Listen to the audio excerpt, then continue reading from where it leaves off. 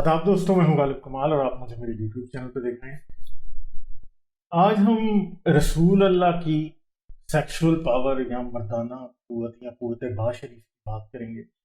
ये जो वीडियो मैं बना रहा हूँ ये बेसिकली हमारे दोस्त हैं गुलाम रसूल साहब, जो कि बहुत जाना माना नाम है पाकिस्तान की इल्हाद की मूवमेंट में। वो पायनियर्स में आते हैं और उन जितना काम शायद किसी और ने किया हो। तो जुर्रत तहकीक पे इनका एक मजमून है जिसका मैं लिंक भी डाल दूंगा। उर्दू जो जानते हैं उसको पढ़ सकते हैं और आप पढ़ सकते हैं मजमून जाके। उन्होंने बड़े खूबसूरत रेफरेंसेस के साथ रसूलुल्लाह के का जो सेक्सुअल लाइफ है वो हदीस में और ताकि कुछ कुरान में भी और तारीख़ और फ़िक़्ह की किताबों में बहुत ज़्यादा ज़ोर व शोर से एक्सप्लेन हुई है। तो हम क्या करेंगे, आज इसको ज़रा देखने की कोशिश करेंगे कि रसूलुल्लाह सेक्सुअली कितने पावरफुल थे और क्या चक्कर था।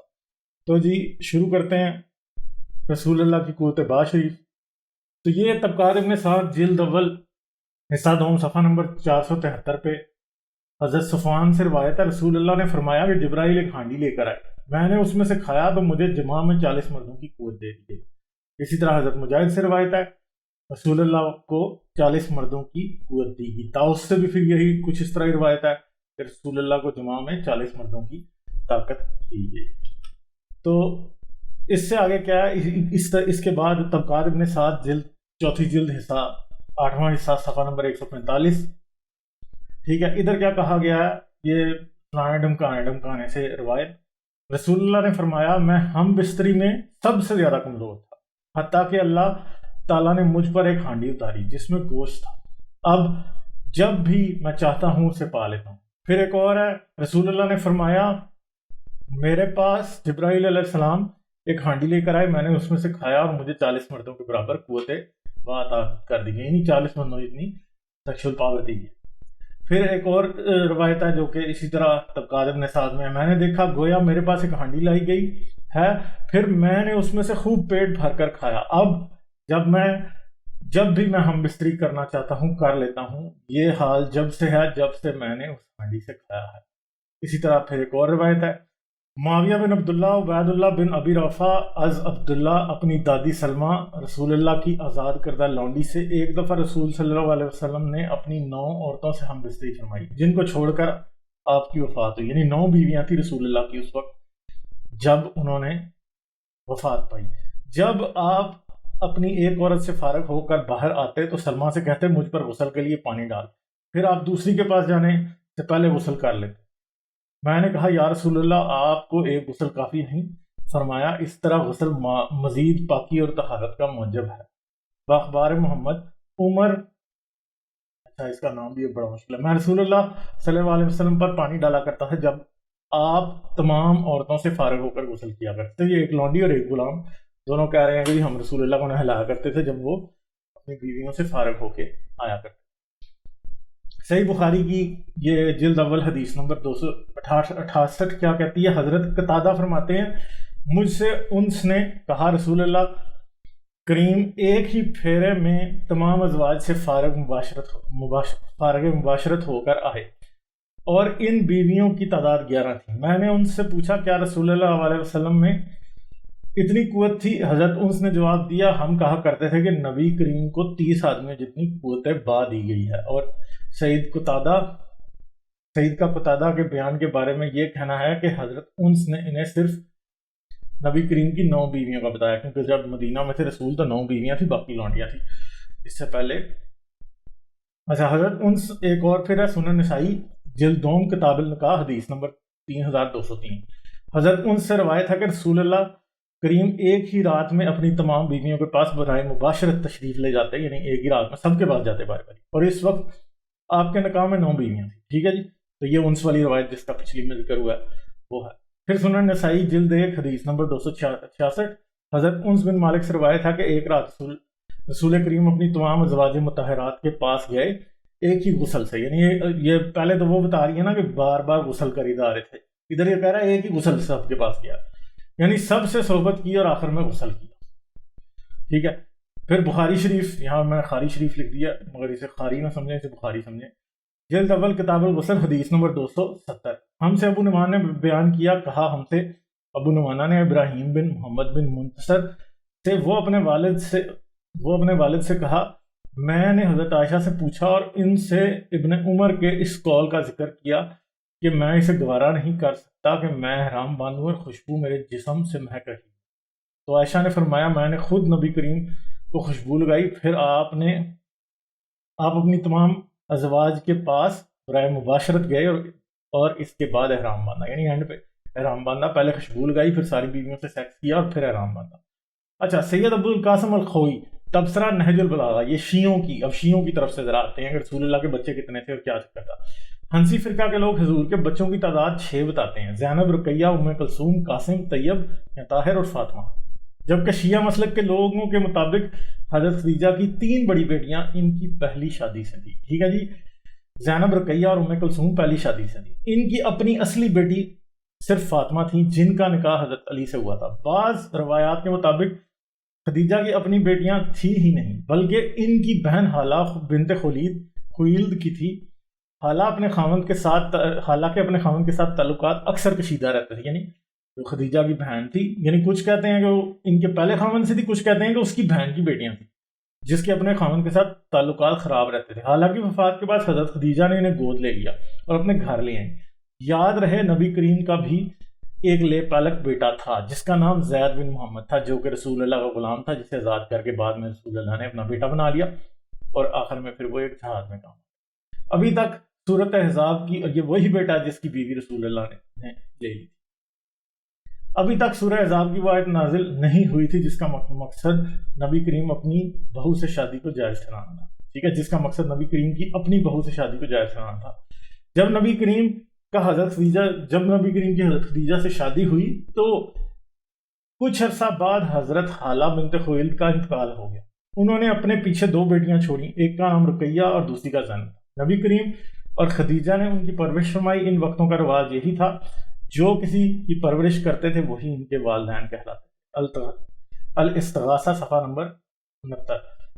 ابن ہشام کچھ یوں لکھتے ہیں، نبی کریم سے شادی سے پہلے ان یعنی حضرت خدیجہ کی شادی ابی حالہ بن مالک سے ہوئی تھی، جس سے آپ کی ہند بن ابی حالہ اور زینب بن ابی حالہ نامی 2 بیٹیاں ہیں۔ اب مطلب کنفیوژن ہے، ٹھیک ہے۔ اس سے ظاہر ہوتا ہے کہ محمد سے شادی سے پہلے آپ یعنی حضرت خدیجہ رضی اللہ عنہا کی 2 بیٹیاں تھیں، جو ان سے شادی کرے گا وہ آپ کا داماد کہلائے گا، اور ان دونوں لڑکیوں کی حیثیت آپ کی نبی کریم اور حضرت خدیجہ کی بیٹیوں میں ہوگی۔ یعنی اب شیعہ جو ہیں وہ کہتے ہیں کہ رسول اللہ کی اکلوتی اولاد جو کہ زندہ رہی رسول اللہ کی وفات تک وہ حضرت فاطمہ تھی، اس کے علاوہ سب جو تھی وہ کچھ رسول اللہ کی جو تھی وہ سالی کی بیٹیاں تھیں، کچھ جو تھی وہ خدیجہ کے پچھلے خاوند سے تھی، اور بس فاطمہ جو تھی وہ اکیلی اولاد۔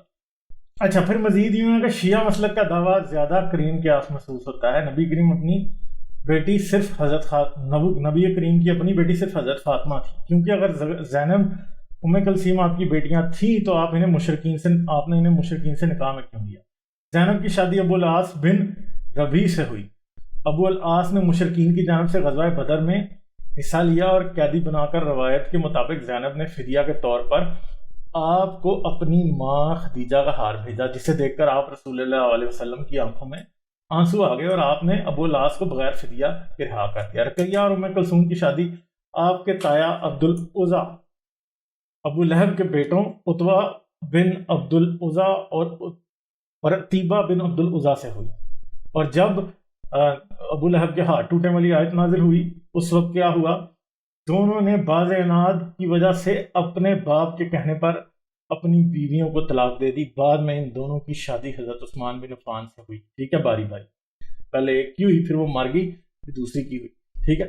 جس وقت حضرت فاطمہ کی ولادت ہوئی اس وقت حضرت خدیجہ کی عمر 50 سال تھی۔ یہ عمر کا وہ حصہ ہوتا ہے جب عورتوں کو ماہواری رک جانے یعنی menstruation رک جاتی ہے، جانے کے باعث مزید بچے پیدا کرنے کی صلاحیت ختم ہو جاتی ہے۔ اپنی پیرانہ سالی کے باوجود حضرت خدیجہ نے 4 سے 6 بچے جنے، یعنی بچے ہوئے، بوڑھی بھی تھی، پھر بھی حضرت فاطمہ کی پیدائش کے وقت رسول کریم 35 سال کے تھے۔ یہ وہ سال تھا جب کعبہ شریف کی تعمیر نو ہو رہی تھی۔ 5 سال بعد آپ پر نبوت نازل ہوئی۔ حضرت فاطمہ نے 5 سال کی عمر میں اسلام قبول کیا۔ آپ اسلام قبول کرنے والی سب سے کم عمر فرد تھی، یعنی شیعوں کا موقف ہے جو شیعہ کہتے ہیں۔ حضور نے جب حضرت ہجرت کی تب آپ 50 سال کے تھے، اور حضرت خدیجہ کے انتقال کے بعد آپ نے دھڑا دھڑ شادیاں کی۔ آپ کے حرم شریف میں 33 سال کی بڑھیا، یعنی 33 سال کی عورت جو ہے نا وہ سب سے بوڑھی تھی ادھر، ٹھیک ہے، رسول اللہ کے حرم میں۔ سودا بنت زامہ سے لے کر 9 سالہ کم سن عائشہ سمیت ہر عمر اور رنگ کی امہات المومنین اور کنیزیں تھیں۔ انہی میں 17 سالہ ریحانہ بنت زیاد بنو قریظہ کی وہ غیرت مند یہودن بھی تھی جس نے اپنے دادا کا مذہب چھوڑ کر مومنین کی امی بننے کے بجائے ایک کنیز بننا گوارا کیا۔ لیکن عجیب بات یہ ہے کہ نبی کریم جن کے پاس 40 مردوں کی قوت بات تھی، حضرت خدیجہ کے علاوہ کسی بھی دیگر ام المومنین سے آپ کی کوئی اولاد نہیں ہوئی۔ کیا اس کا مطلب ہے کہ سب کی سب ام المومنین اور کنیزیں بانجھ تھی؟ لیکن کیا کیا جائے کہ ان میں سے کچھ کے نبی کریم سے شادی سے پہلے بچے تھے۔ رملہ بنت ابو سفیان اور ہند بن ابو امیہ پر تو بانجھ پن کا الزام قطعاً لگایا نہیں جا سکتا، کیونکہ وہ پہلی شادیوں سے بچوں کی مائیں تھیں۔ تو کیا 40 مردوں کے برابر قوت با محض ایک بڑک تھی؟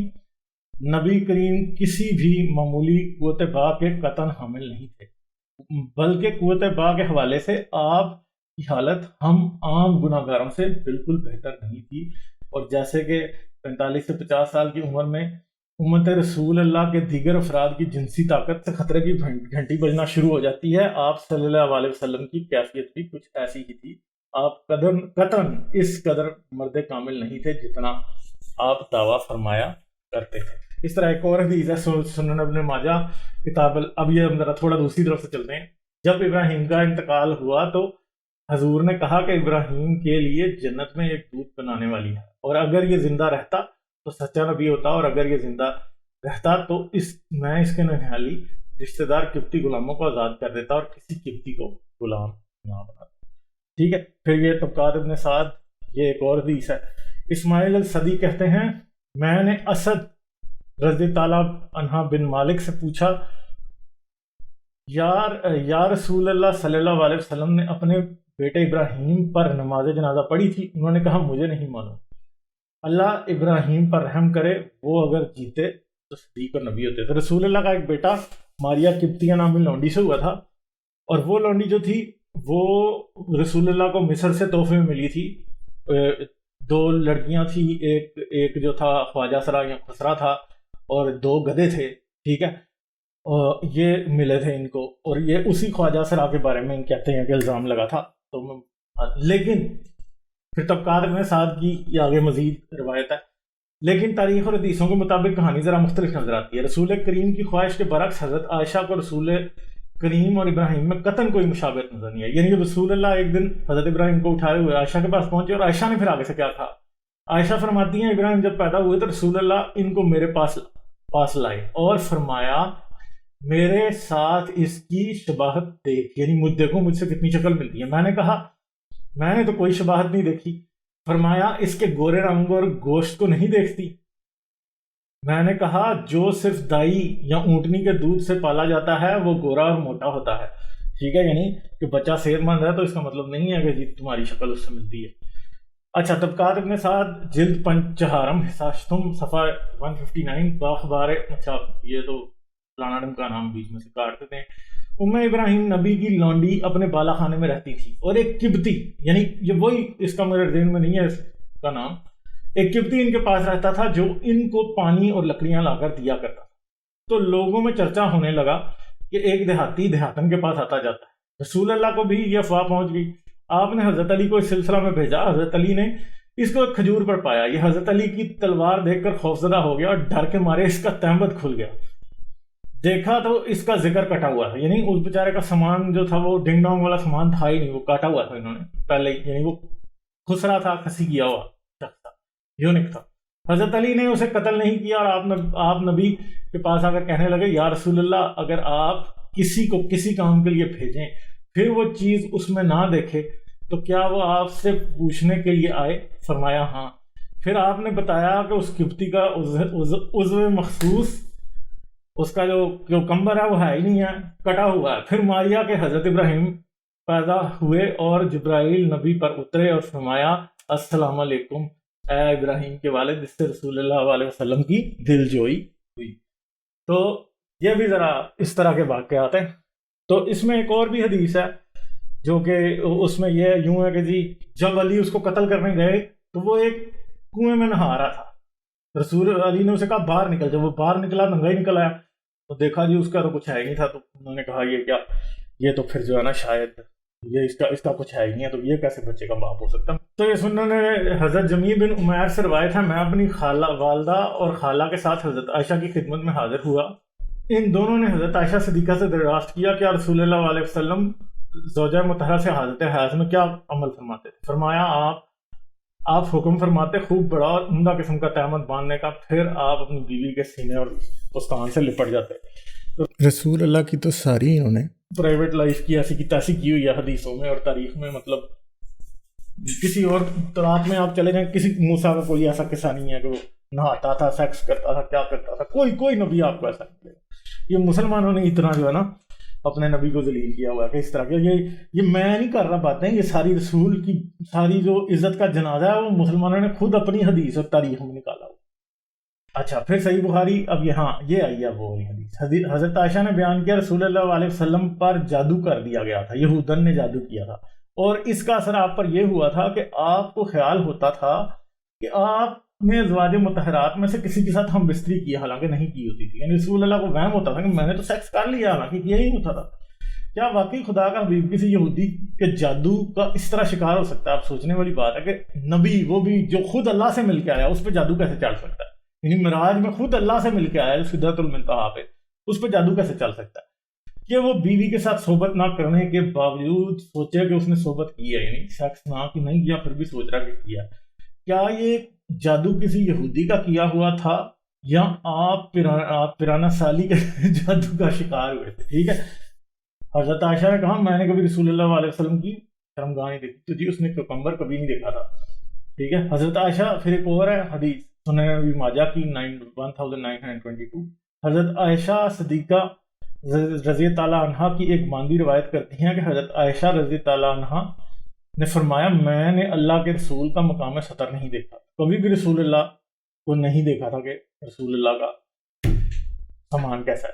ٹھیک ہے، صحیح بخاری جلد اول کتاب الحیض حدیث نمبر 302، پھر یہ وہ والی آ گئی ہے، کہتے ہیں جی کہ تہمت باندھو اور جی پھر اس کے ساتھ لپٹ جاتے۔ اچھا پھر یہ کیا کہہ رہی ہے عائشہ، یہ طبقات ابن سعد کی ایک اور روایت ہے، نکاح کے وقت میں 6 سال کی تھی، رخصتی کے وقت 9 سال کی، رخصتی کے بعد بھی میں بچیوں کے ساتھ گڑیوں سے کھیلا کرتی تھی، جب آپ تشریف لاتے تو آپ سے میری سہیلیاں چھپ جایا کرتی تھی، پھر رسول اللہ علیہ وسلم میرے سے ہٹ کر انہیں بھیج دیا کرتے۔ تو جی نبی کریم کی قوت باز شریف کی حقیقت کیا ہے؟ وہ اسی طرح جس طرح دنیا کے باقی لوگ لیٹر ایج میں سیکشل پرابلمز کا شکار ہو جاتے ہیں، ہمیں رسول اللہ بھی اسی طرح ان پرابلمز کا شکار کراتے ہیں، اور اس میں کوئی بڑی حیران ہونے والی بات بھی نہیں ہے۔ قرآن خود ہی رسول اللہ کو بشر کہتا ہے، اور پھر بہت سی ایسی روایات ہمیں دیکھنے کو ملتی ہیں جن کا مقصد مجھے تو بظاہر ایسے لگ رہا ہے کہ وہ رسول اللہ کی انسلٹ کرنا ہے، کوئی عزت بڑھانا نہیں ہے، یہ بتانا کہ جی رسول اللہ کے پاس 40 مردوں کی طاقت ہے، بیسیکلی یہ کسی انسیکیورٹی کو ظاہر کرتا ہے، اور ایسا لگتا ہے کہ جیسے یہ حدیثیں اور یہ روایتیں ساری کوئی رسول اللہ کے دشمن لکھ رہے تھے، کیونکہ بٹوین دا لائنز وہ سب کچھ کہہ بھی گئے اور یعنی کچھ بھی نہ کہا اور کہہ بھی گئے، بیچ میں اس طرح سب کچھ جو ہے وہ بیان کر دیا۔ رسول اللہ کی پرسنل لائف جو سیکشول لائف ہے وہ اتنی کھلی ہوئی لوگوں کے سامنے پڑی ہے، اور اس میں لوگوں کو کتنے لوپ ہولز نظر آ جاتے ہیں۔ اگر آپ باقی نبیوں کی زندگی دیکھیں تو رات میں یا انجیل میں یا یہود و نصارہ میں دیکھیں گے کہ وہ اپنے نبیوں کے بارے کو ایسی باتیں کرتے ہیں، کسی نبی کا کوئی سیکشول قصہ آپ کو اولڈ ٹیسٹمنٹ میں یا نیو ٹیسٹمنٹ میں لکھا ہوا نظر نہیں آئے گا۔ کوئی بھی نہیں یہ بات کرتا کہ جی میری سیکشول پاور اتنی ہے تو یہ ہے تو وہ ہے۔ داؤد کی بیویاں تھیں، داؤد کی 100 بیویاں تھیں، سلیمان کی بائبل کے مطابق 1000 بیویاں تھیں، مگر ان کے سیکشول ایڈوینچرز کو ایک سطر بھی شاید جو ہے نا وہ نہیں بیان کی گئی۔ اس کے علاوہ اگر رسول اللہ کی بات کی جائے تو رسول اللہ کی 9 بیویاں تھیں ایک وقت میں، مگر کسی سے بھی کوئی اولاد نہیں ہو پائی، جو اولاد ہوئی وہ بھی ایک قبطی لونڈی سے ہوئی، جس کے اوپر بہت زیادہ شک تھا کہ جی وہ ان کی اپنی اولاد نہیں ہے، اور اس کے بعد میں پھر حضرت علی کو قتل کرنے کے لیے بھیجا بھی گیا، مگر بعد میں پتہ لگا کہ وہ شخص جو ہے اس کا ہیرا ہی نہیں ہے تو وہ کیا کرے گا وہ. تو پھر اس طرح سے پھر یہ رسول اللہ کے بارے میں روایتیں بھی رسول اللہ کی اپنی حدیثوں میں اور باتوں میں آتی ہیں کہ رسول اللہ نے کہا کہ انہوں نے میری باندی کا اللہ نے جو دامن ہے وہ بچا لیا. مگر ان دا اینڈ یہ بڑی عجیب ہی باتیں ہیں کہ کیوں جو لوگ یہ ساری چیزیں انکلوڈ کر رہے تھے حدیثوں میں روایات میں وہ کس نظر سے کر رہے تھے, کیونکہ ایک بہت ہی اسٹوپڈ سی بات لگتی ہے. تو اگر آپ کہیں کہ رسول اللہ کی عزت کا جنازہ کسی نے نکالا ہے تو وہ آپ مجھ پہ نہیں ڈال سکتے یا ان لوگوں پہ نہیں ڈال سکتے جنہوں نے یہ حدیثیں اکٹھی کی اور یہ روایتیں اکٹھی کر کے بتائیں, بلکہ ان لوگوں نے رسول اللہ کی عزت کا جنازہ نکالا جو اپنے آپ کو مسلمان کہتے ہیں, جو رسول اللہ کے عاشق رسول ہیں. اور آپ جا کے خود یہ ریفرنسز دیکھ سکتے ہیں کہ یہ سارے کے سارے ساری چیزیں جو ہیں یہ تاریخ اور حدیث کی کتابوں میں لکھی ہوئی ہیں, جن سے رسول اللہ کی عزت میں کوئی اضافہ نہیں ہوتا بلکہ ان کی عزت میں کمی واقع ہوتی ہے. چلیں جی, مجھے اجازت دیں, پھر ملیں گے کسی اور ویڈیو میں کسی نئے ٹاپک کے ساتھ. اس ویڈیو کو شیئر کرنا اور لائک کرنا نہ بھولیں, کمنٹ ضرور چھوڑیں کیونکہ کمنٹس بھی بہت امپورٹنٹ ہیں, اور ملیں گے جلدی. ویڈیو کو لائک کرنا مت بھولیں, اور اگر آپ نے ابھی تک سبسکرائب نہیں کیا تو سبسکرائب کے بٹن کو دبا کر سبسکرائب کر لیں, اور ساتھ ہی گھنٹی کے بٹن کو دبا کر گیٹ آل نوٹیفیکیشنز پر کلک کر لیں تاکہ آپ سے کسی بھی ویڈیو اور لائیو سٹریم کا نوٹیفیکیشن مس نہ ہونے پائے. اس کے ساتھ ساتھ میرے کام کو سپورٹ کرنے کا بہترین طریقہ پیٹریون پر ممبر بننا ہے. آپ صرف $3 پر منتھ سے چینل کی ممبرشپ حاصل کر سکتے ہیں. یوٹیوب پر بھی آپ چینل کے ممبر بن سکتے ہیں.